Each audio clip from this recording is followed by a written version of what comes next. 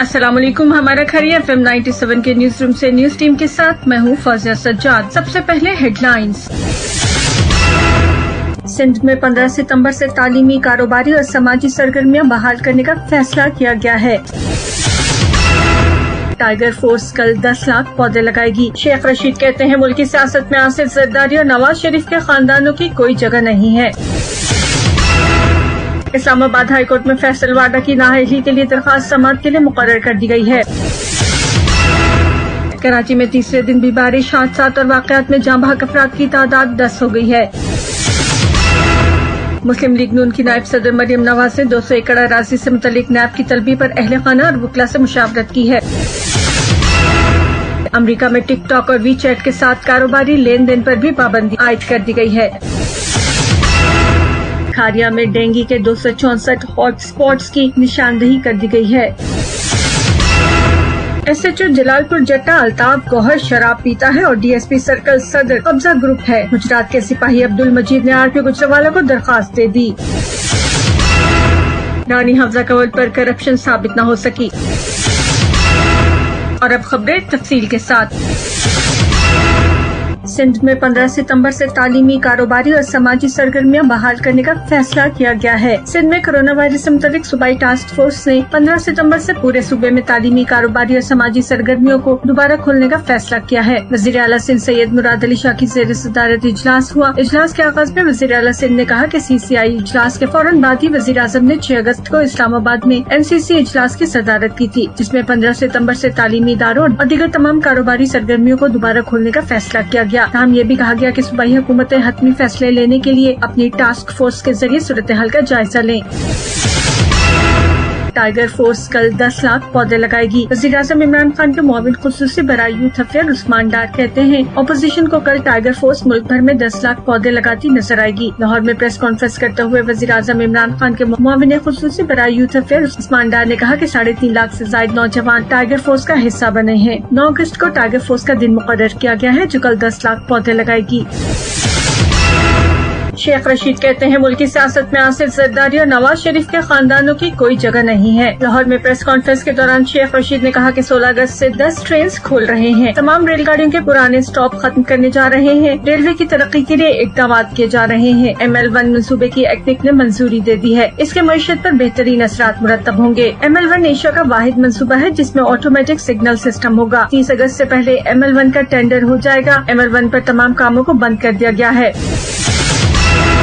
Islamabad high court में फैसल वाडा की नाअहली के लिए दरखास्त समाअत के लिए मुकर्रर कर दी गई है। रजिस्ट्रार इस्लामाबाद हाई कोर्ट की जानिब से जारी कॉज लिस्ट के मुताबिक single bench justice Aamir Farooq 20 अगस्त को दोनों दरखास्तों पर समाअत करेंगे। अदालत ने नाअहली दरखास्त पर फैसल वाडा और इलेक्शन कमीशन समेत फरीकैन से जवाब तलब कर रखा है।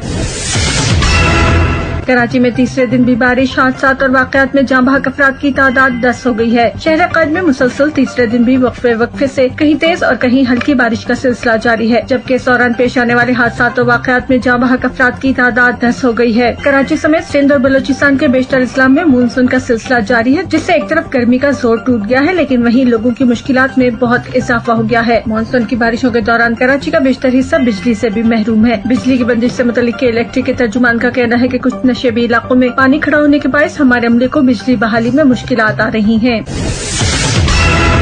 मुस्लिम लीग नून की नायब सदर मरियम नवाज ने 200 एकड़ अराजी से मुतल्लिक नैब की तलबी पर अहले खाना और वकला से मुशावरत की है। डिस्कस किया गया कि वो बजाते खुद नैब के रूबरू पेश हों या वकील के जरिए जवाब भिजवाया जाए। मरियम नवाज के खानदानी जराये का कहना है कि इस हवाले से मरियम नवाज की लंदन में अपने वालिद नवाज शरीफ और भाइयों से भी मुशावरत हुई है। मरियम नवाज नैब के सामने पेश होने या न होने का फैसला 10 अगस्त तक करेंगी। और अब 97 इंटरनेशनल। अमेरिका में टिकटॉक और वी चैट के साथ कारोबारी लेन देन पर भी पाबंदी आयद कर दी गई है। अमेरिकी सदर डोनाल्ड ट्रंप ने एक हुक्मनामे के जरिए मुल्क भर में टिकटॉक और वी चैट के मालिक चीनी कंपनीज के साथ कारोबारी लेन देन करने पर पाबंदी आयद कर दी है और अमेरिकी कंपनीज को 45 दिनों के अंदर उनसे कारोबार खत्म करने का हुक्म जारी किया गया है, जिसके बाद लेन देन पर मुकम्मल पाबंदी होगी। और अब कुछ मकामी खबरें।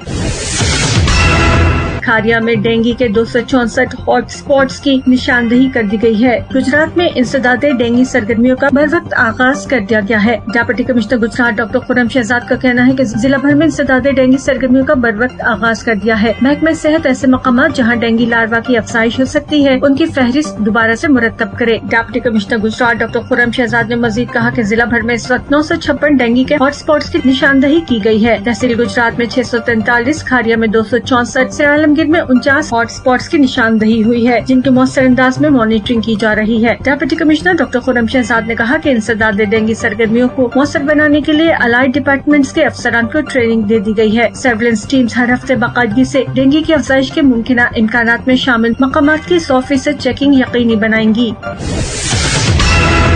ایس ایچ او جلال پور جٹا الطاف گوہر شراب پیتا ہے اور ڈی ایس پی سرکل صدر قبضہ گروپ ہے۔ گجرات کے سپاہی عبد المجید نے آر پی او گجرانوالہ کو درخواست دے دی۔ گجرات کے سپاہی عبد المجید نے آر پی او گجرانوالہ کو درخواست دی ہے کہ تھانہ جلال پور جٹا کا ایس ایچ او الطاف گوہر شراب پیتا ہے اور ڈی ایس پی سرکل صدر قبضہ گروپ ہے اور قبضہ گروپس کی حمایت کرتا ہے۔ میرے پلاٹ پر بھی ان دونوں نے مل کر قبضہ کروا دیا ہے اور مجھے مار دینے کی دھمکیاں بھی دیتے ہیں اور میرے خلاف ایف آئی آر بھی درج کی ہے۔ یہ لوگ مجھے نوکری سے بھی نکلوانا چاہتے ہیں، لہٰذا میری فوری مدد کی جائے۔